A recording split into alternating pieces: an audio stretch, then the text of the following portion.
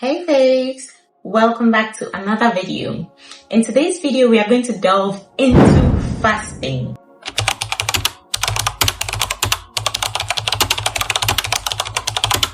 Fasting is a natural nutrition therapy. Over the past few years, fasting has become increasingly common among the Team Fitness squad.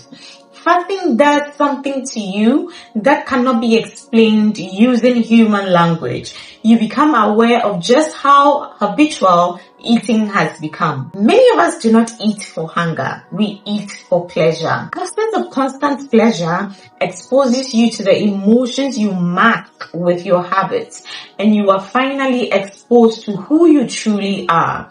This is where the healing process begins. Physically, emotionally, and spiritually. According to Dr. Mindy Pelz, the body is born with its own innate intelligence. It can heal itself, and fasting allows it to do just that. Tap into your own self-healing power. With that being said, let's dive right into how my own fasting journey has been like over the years. I started fasting at a very young age, around the age of 12. It wasn't by choice. Let's just say life happened. We used to eat only awusa cocoa or gari soakings in a day. The best would be gobe. Those times, gobe was for hustlers. Now it's the most expensive street food you can ever find, all in the name of branding. The hassle was very real, truly real. Things were getting worse and worse and worse. Nothing seemed to be getting better. I remember when I was in high school, Mama came to visit and she brought only 2 oranges. It got me so mad and I burst out at her. I was like, if you have nothing to bring, don't come at all. Later, I thought of what I had done and I regretted because I could see the hurt in her eyes. She was so hurt. That was the best she could do. But then again, I didn't know any better at that age. Now that I am adulting myself, I know and understand that it isn't for the weak. Even as a single woman with no husband, no kids, things really get tough sometimes. How much more a single mother of 3? And I'm very sure I wasn't the only one giving her a hard time. My brothers were also throwing their own tantrums. Child, this woman has suffered, which is why I don't joke with her. She is my priority, my inspiration, my strength. Children of single parents with no support from the other party, please and please and please again, kindly take it easy on them. They are really trying. All shall pass. Take it from someone who knows. Anyway, let's continue with the story. Mama was so down when I was about age 18. She had to split us amongst her siblings. I went to live with one auntie, my kid brother went to live with another, and my elder brother was of age, so he moved in with friends. All 3 of us have our own share of terrible experiences at the time, but I'm only going to talk about mine. This is about me and not about them. The auntie I ended up with was older than my mom, and there was already an existing beef between the 2 of them. They've been beefing since childhood. It's more of a sibling rivalry kind of thing. Someone said to my mom she's prettier and it created a beef. My mom got married first and it created a beef. My mom had 3 kids and she had none and it created a beef. The first few months were okay and then boom, past accrued resentment started coming to light. This is how it all started. She expected me to sweep the compound, which I couldn't because it would make me sick. At that time, I couldn't stand any form of dust. It would take me straight to asthma. Even the fur of dogs and cats had the same effect on me. So it was a very dangerous thing she was asking me to do. And she knew very well, fully well of my condition. But yet she insisted that I sweep the compound. I was also very stubborn. I would say I was the most stubborn teenager to ever exist. I was operating from different shades. You say 1, I say 1 million. My mouth was sharp, always fighting for my rights. Everyone thought I'd end up as a lawyer or end up in the CID. So that was my punishment. No sleeping, no eating, no shitting. Yeah, I was banned from using the toilet too. And I accepted it. You can't cheat me, oh. It won't happen.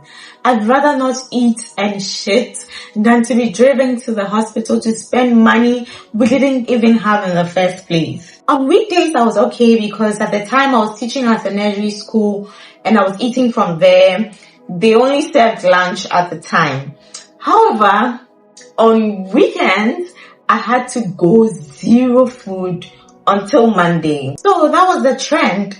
And for shitting, I was going to the bush, free range. I had no idea I was going to end up a geologist. And this will be normal, especially as an exploration geologist. The places exploration can take you is beyond description. Initially, I was having tummy issues because of my poor eating habits. But after the cycle ended, my mama helped me fix it with some herbs. My mom has a special gift when it comes to herbs. I'll leave the details of this cycle for story for another day. This is what formed the pattern of my eating habits till date. I kind of got used to it. I've been eating once a day since age 12 and I stayed without food on weekends until I finally ran away from that house. Story for another day. Let us take a look at some of the types of fasting you can practice. There are 5 different ways to fast. Number 1 is dry fast. That involves eating or drinking nothing for the time being. Number 2 is water fast, which involves drinking only water for the time being. The third is fruit fast, which involves eating only fruits for the time being. The fourth is intermittent fasting, which involves eating only within a particular time window in a day. And the last is mental fast, which involves putting your attention on a higher force for the time being. It could be God, it could be your spiritual master, it could be a spiritual book, a holy book, spiritual songs. Just fix your attention on a higher force. It's a form of raising your vibration for the day. So that's basically what a mental fast is about. Rid yourself or the mind of all worries, all problems, and just fix it on God, fix it on your spiritual master, fix it on something higher. Do a spiritual exercise if you want to. Just do things that will keep you on a higher vibrational frequency. That's what mental fasting is about. The unique thing about mental fasting is that you compare it with any of the 4 fasting types I have mentioned earlier. Now let's take a look at the 5 stages of fasting and what happens to the body at each stage. Number 1 is the first 4 to 8 hours. Within this window, blood sugar and insulin drops to baseline. At this time, all food has left the stomach and your body begins to use stored glucose for energy. In the 12th to 16th hour, the digestive system goes to sleep and the body begins its healing process. Human growth hormones, which is HGH, levels increase and the body starts to pull from fat stored and produces ketones for energy. In the 18th to 36th hour, HGH begins to skyrocket. Autophagy begins to peak to about 300% and starts to clean out damaged cells and regenerate new ones. Healing is accelerated with increased longevity. In the 48th to 54th hour, HGH ramps to about 500% and significant improvement to insulin sensitivity can be seen, with increased reduction in inflammatory responses. And lastly, after 72 plus hours, autophagy peaks, the stem cell activity in your body is increased to regenerate new immune system cells and decrease the risk of cancer and cancer growth. To have the full benefit of fasting, you need to stay away from food for at least 3 days. I've never gone beyond 3 days. Congratulations to all of you who have been doing 40 days. Even 7 days, congratulations when they try. The truth is, I fast every day. Intermittent fasting from Mondays to Fridays. And I work with 24 intermittent type fast, which is where I fast for a 20-hour period and then eat all of my meals within a 4-hour period. And I also do a 72-hour fast for the weekend.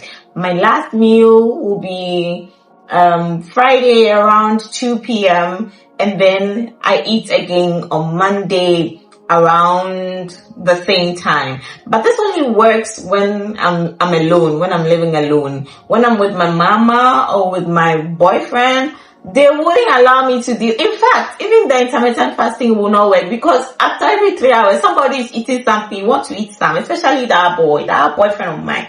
He too likes to chop. He likes eating too much.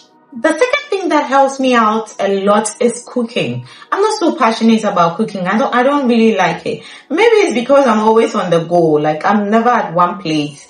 And with the nature of my job, the cooking is done for us a lot. Like, who has time for cooking? So it's not really my thing. This is not to say I know sabi cook. I sabi cook well, but I'm just not passionate about cooking. So that's one thing that helps me a lot, especially when I'm alone, because I won't even cook it to be able to eat it. It's not a bad thing if you're not really passionate about something. Everybody has their stronghold around the household. Some are passionate about cooking, some like to clean, some like to even just sit around and do nothing, just scroll on their phone 24/7 or watch TV 24/7. So don't let anything bother you. Don't be bothered if you don't cook. No, my dear, enjoy your life. If your stronghold is, for me, I hate dirt. I like to clean a lot. So as for cleaning, dear, I will make time for that, because number one, I can't even stand dust in the first place. You remember I mentioned it earlier. So I have no choice but to clean. And I have to do it every day or frequently, so that it doesn't pile up for dust particles to be all over the place when I'm cleaning. I won't be able to stand that. So for cleaning, I am number one. For cooking, no, I'm not passionate about it. On days I'm unable to stick to my routine, let's say I don't fast, I just eat junk, I eat everything I set my eyes on. This is what I do to help save the day. I drink castor oil on an empty stomach on a day I wouldn't be going anywhere, because that shit will get you shitting. And if you don't even take time, you will shit your entire intestines out. And I hate public toilets to the core. So if I'm stepping out, I stay away from castor oil completely. The first thing you want to do after your 72 hours of fasting is to take a superfood smoothie or juice. And if you're feeling lazy to go through all of the hustle and bustle of making a smoothie or juice, you can just take some dandelion leaves and then chew. You can chew like 10 of them at a go, and then you drink a lot of water.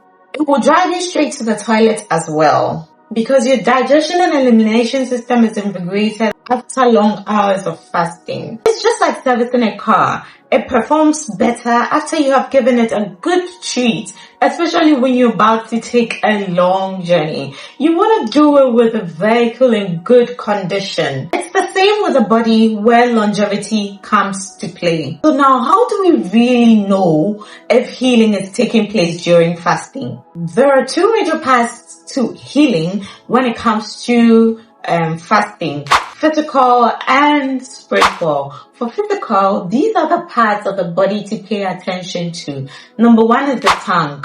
You may see a white or yellow coloration or sometimes even black. All this is telling you is that you are subjecting the body to detoxification. Number 2 is the stomach. You feel more hungry and irritable from your 36th hour, but then you need to stay strong. Keep your eye on the prize, because the body is used to eating all of the time, especially those who just eat for pleasure. If you're new to fasting, it will take time for your stomach to get used to it. So it takes only discipline to cross this stage. Some say drinking cold water helps a lot around this time, but I don't do that. Just stick to the plan. The only time I like my water cold is when I'm in the shower. Third is the brain. You become more alert. You're able to think straight. Around this time, you can create amazing pieces, whether it be artwork, writing, designing, cooking. I advise that you stay away from food when you're fasting. But then when you have a family to take care of, you can't say you're not cooking for them or you're not going to cook for them because you're fasting. You have to take care of all of your responsibilities. A lot of people tell me I'm smart and intelligent. People say I'm good at writing, I'm good at narrating, I'm good at researching, and I'm even good at presenting. It is simply because lots of ketones are released into the bloodstream. Remember, I have been fasting since age 12. I'm not saying that if you're not fasting or if you don't fast, you be mumu. No, that's not what I'm saying. I'm only talking about my experience. The brain loves ketones. Ketones helps fix the brain as well as helps to regulate cellular inflammation, heals the gut, and resets the DNA. I can be good at anything I decide to do simply because my brain is alert most of the time, especially when the body is not ill. Brian Tracy will tell you it's not necessary to eat too much. The body doesn't need that much food. Gluttony is a low vibrational behavior. Go watch my low vibrational video if you haven't seen it already. Due to this alertness, your sleep pattern may be disturbed a little. If you're doing a liquid fast, you can take chamomile or lavender tea to help put you to sleep. And if you're doing a water only or a dry fast, you can listen to some contemplative music. What I do is that I put the Hugh song on play. I sometimes sing along or listen to it, and then eventually I fall asleep. Next is the skin, hair, and nails. Believe me when I tell you, you begin to glow like never before because the production of collagen is enhanced around this time and you begin to look 16 even though you are 40. If you're struggling with any type of skin condition, skin tags, whites, whether it be on your genitals, under your arm, your neck, just add long hours of fasting to your routine and watch them disappear effortlessly. This is your cue to add fasting to your routine. Last is body weight. This, however, to a large extent depends on your goal. Because most people like to look a certain type of way and the majority do not even care what or how they look like. Others also look good according to society standards, even without trying. So you need to know exactly what you want and exactly where you fit. The good thing about long hours of fasting is that not only do you look good, you feel energized, you feel fresh, especially in the brain. It makes you smart. You should also try to exercise while you fast. It improves muscle development. I do cardio within the first 24 hours, yin yoga within the 36th hour, and then I rest in the 72nd hour because girl will be feeling weak. You know what I'm saying? A lot of people tell me, oh, you never grow old. You're always looking young. You never grow thick. You're always slim. No, I'm not always slim. It's because of the work I put in. Let me stop right now and you will see. Give me only 1 month. Let me stop. You tell me that I have become obolo. Naturally, I was born slim, but thick genes runs through my family. I genuinely love health. I hate to be sick. I even hate it when somebody around me is sick. It just slows you down. Sometimes it's for the better, but I just hate it. Why should anybody be sick? We don't want it. Dear God, please take away sickness from the plan. We promise we're gonna take good care of ourselves. Now let's take a look at some of the spiritual benefits of fasting. Spiritually, fasting puts you into a state of stillness, which helps you drop some of the low vibrational behaviors such as anxiety and fear. It keeps you calm. Fasting also draws you closer to God. It says, be still and know that I am God. Fasting increases our spiritual capacity because you are calm and light and alert. You are able to swiftly explore your inner space. You begin to have straight to the point dreams, providing guidance or protection or seeing into the future, having a vision. The real reason I am able to be good at anything is because I have constant access to my inner creative faculty. It is creativity that drives our lives. It goes beyond drawing, painting, dancing, building, and all other things that comes to mind when you think of creativity. You need creativity to face life's challenges, to be able to know what to do next without being told, without outside influences. Creativity is your power and it requires calmness, stillness, solitude. Nothing good comes out of chaos. With fasting, you may even be privy to how a past life situation may be influencing certain events of your current lifetime. With that, you will be able to give the situation more love than is expected. Loving the difficulties and hardships, which are in essence opportunities for growth, makes them disappear faster. It is a way of saying thank you to spirit. You get on quickly with them and then move on to the next, because there will always be something to work on. It never ends. There's always a step ahead. Usually you hear people say dreams are not real and that you only dream when you have overfed. The opposite is rather true. Your most vivid dreams comes to you when you are hungry, like when you have slept on a fasted stomach. Overfeeding only blurs the memory. You won't be able to remember anything from your inner life. Not because there's something wrong with you, but because the body is not calm. Your digestive system is super active, trying to digest everything you have fed it while your body sleeps. Which is why it is said to have your last meal at least 2 hours before bedtime. I would say 5 hours, because remember, it takes 12 to 16 hours to get the digestive system to sleep. I know some of you will argue that you don't need the body on the inner, but how will you as soul move around when the body is not still? If the body is not calm, you need stillness to be able to explore your inner space. Remember, the universe only whispers. So you can imagine the level of calmness you need to be able to hear it. It also goes a long way to tell you that you don't need to open your mouth when you're trying to reach God. Rather, master the art of listening, because the hints to the solutions we require are subtle. We tend to miss them all of the time because we are doing too much talking. If indeed God knows it all, why should we be telling God what to do instead of listening so that we can hear and know what we have to do to get the things we wish for? No one is here for a physical purpose. We are all here for a spiritual purpose. So when you are looking for your purpose, make sure to look within. Spiritual liberation is promised to everyone, but it won't be handed to you on a silver platter. You've got to put in the work. I wish you a blissful journey. If you have been inspired so far by the healing power of fasting and you want to get right onto your fasting journey, here is how to start. Number 1, start small. Just as with everything else, start small. Listen to your body. Pay attention to the body. If you are used to eating a whole loaf of bread, you can reduce it to half until you can someday stick to just a slice.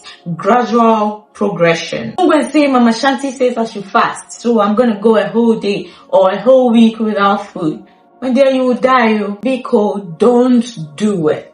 It's your body's first time. Allow it to adjust before you stretch it. I know do hard things exist, but do it mindfully. Again, listen to your body. Don't overdo. I know a lot of you do the things you do with the excuse of being young. If you listen to my story from earlier, you'd realize that I had tummy upset because I went all in at once. And in my case, it wasn't by choice. I didn't have a choice. So don't create another problem for yourself as you try to fix another. Go at your own pace. Start small. Next is to have a plan or schedule. We don't all just wake up and just say we want fast. We do so for a reason, and the reason spans a wide range, from fighting cancer to insulin resistance to weight loss to feeling energized to looking good. You name it. Some are even forced to fast because of life's hardships, just as in my case. So have a plan according to your physical and spiritual needs and stay consistent.